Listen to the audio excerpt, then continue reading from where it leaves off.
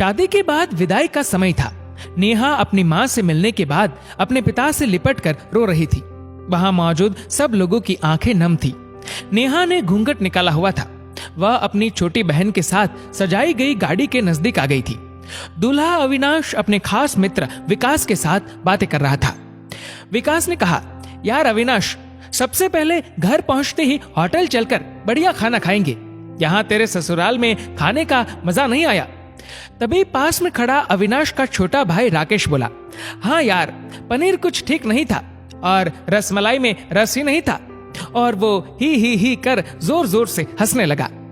अविनाश भी पीछे नहीं रहा। अरे हम लोग होटल चलेंगे, जो खाना है खा लेना। मुझे भी यहाँ खाने में मजा नहीं आया, रोटियां भी गर्म नहीं थी। अपने पति के मुंह से ये शब्द सुनते ही नेहा, जो घूंघट में गाड़ी में बैठने ही जा रही थी, वापस मुड़ी, गाड़ी के दरवाजे को जोर से बंद किया और घूंघट हटाकर अपने पापा के पास पहुंची। अपने पापा का हाथ अपने हाथ में लिया और बोली, मैं ससुराल नहीं जा रही पिताजी, मुझे ये शादी मंजूर नहीं। ये शब्द उसने इतनी जोर से कहे कि सब लोग हक्के बक्के रह गए। सब नजदीक आ गए। नेहा के ससुराल वालों पर तो जैसे पहाड़ टूट पड़ा। मामला क्या था ये किसी की समझ में नहीं आ रहा था। तभी नेहा के ससुर राधेश्याम जी ने आगे बढ़कर नेहा से पूछा, लेकिन बात क्या है बहू? शादी हो गई है, विदाई का समय है, अचानक क्या हुआ कि तुम शादी को नामंजूर कर रही हो? अविनाश की तो मानो दुनिया उजड़ने जा रही थी। वह भी नेहा के पास आ गया, अविनाश के दोस्त भी। सब लोग जानना चाहते थे कि आखिर ऐन वक्त पर क्या हुआ कि दुल्हन ससुराल जाने से मना कर रही है।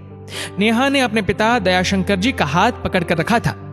नेहा ने अपने ससुर से कहा, बाबूजी, मेरे माता पिता ने अपने सपनों को मारकर हम बहनों को पढ़ाया लिखाया व काबिल बनाया है। आप जानते हैं एक बाप के लिए बेटी क्या मायने रखती है। आप व आपका बेटा नहीं जान सकते क्योंकि आपकी कोई बेटी नहीं है। नेहा रोती हुई बोले जा रही थी। आप जानते हैं मेरी शादी के लिए वह शादी में बारातियों की आवाभगत में कोई कमी न रह जाए, इसलिए मेरे पिताजी पिछले 1 साल से रात को 2-3 बजे तक जागकर मेरी माँ के साथ योजना बनाते थे। खाने में क्या बनेगा, रसोईया कौन होगा। पिछले 1 साल में मेरी माँ ने नई साड़ी नहीं खरीदी क्योंकि मेरी शादी में कमी न रह जाए। दुनिया को दिखाने के लिए अपनी बहन की साड़ी पहनकर मेरी माँ खड़ी है। मेरे पिता की इस 150 रुपए की नई शर्ट के पीछे बनियान में 100 छेद है। मेरे माता पिता ने कितने सपनों को मारा होगा, ना अच्छा खाया ना अच्छा पिया। बस एक ही ख्वाहिश थी कि मेरी शादी में कोई कमी न रह जाए। आपके पुत्र को रोटी ठंडी लगी, उनके दोस्तों को पनीर में गड़बड़ लगी व मेरे देवर को रसमलाई में रस नहीं मिला। इनका खिलखिलाकर हंसना मेरे पिता के अभिमान को ठेस पहुंचाने के समान है। नेहा हाफ रही थी। नेहा के पिता ने रोते हुए कहा, लेकिन बेटी, इतनी छोटी सी बात। नेहा ने उनकी बात बीच में ही काटी और बोली, ये छोटी सी बात नहीं है पिताजी।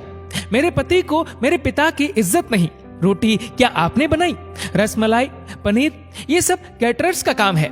आपने दिल खोलकर व हैसियत से बढ़कर खर्च किया है। कुछ कमी रही तो वह कैटरर्स की तरफ से है। आप तो अपने दिल का टुकड़ा अपनी गुड़िया रानी को विदा कर रहे हैं। आप कितनी रात रोएंगे क्या मुझे पता नहीं। माँ कभी मेरे बिना घर से बाहर नहीं निकली। कल से वह बाजार अकेली जाएगी। जा पाएंगी? जो लोग पत्नी या बहू लेने आए हैं वह खाने में कमियां निकाल रहे हैं। मुझ में कोई कमी आपने नहीं रखी। ये बात इनकी समझ में नहीं आई। दयाशंकर जी ने नेहा के सर पर हाथ फिराया। अरे पगली, बात का बतंगड़ बना रही है। मुझे तुझ पर गर्व है कि तू मेरी बेटी है, लेकिन बेटा इन्हें माफ कर दे। तुझे मेरी कसम, शांत हो जा। तभी अविनाश ने आकर दयाशंकर जी के हाथ पकड़ लिए।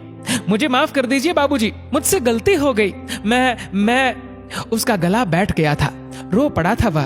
तभी राधेश्याम जी ने आगे बढ़कर नेहा के सर पर हाथ रखा। मैं तो बहू लेने आया था, लेकिन ईश्वर बहुत कृपालु है। उसने मुझे बेटी दे दी, वह बेटी की अहमियत भी समझा दी। मुझे ईश्वर ने बेटी नहीं दी, शायद इसलिए कि तेरे जैसी बेटी मेरे नसीब में थी। अब बेटी, इन नालायकों को माफ कर दे। मैं हाथ जोड़ता हूँ तेरे सामने। मेरी बेटी नेहा मुझे लौटा दे। और राधेश्याम जी ने सचमुच हाथ जोड़ दिए थे। वह नेहा के सामने सर झुका दिया। नेहा ने अपने ससुर के हाथ पकड़ लिए। बाबूजी, राधेश्याम जी ने कहा। बाबूजी नहीं, पिताजी। नेहा भी भावुक होकर राधेश्याम जी से लिपट गई थी। दयाशंकर जी ऐसी बेटी पाकर गौरव की अनुभूति कर रहे थे। नेहा अब राजी खुशी अपने ससुराल रवाना हो गई थी। पीछे छोड़ गई थी आंसुओं से भीगी अपने माँ पिताजी की आंखें, अपने पिता का वह आंगन जिस पर कल तक वह चहकती थी। आज से इस आंगन की चिड़िया उड़ गई थी किसी दूर प्रदेश में और किसी पेड़ पर अपना घरौंदा बनाएगी। एक बेटी माँ बाप का अभिमान व अनमोल धन होती है, पराया धन नहीं। कभी हम शादी में जाए तो ध्यान रखें कि पनीर की सब्जी बनाने में एक पिता ने कितना कुछ खोया होगा व कितना खोएगा। अपना आंगन उजाड़कर दूसरे के आंगन को महकाना कोई छोटी बात नहीं।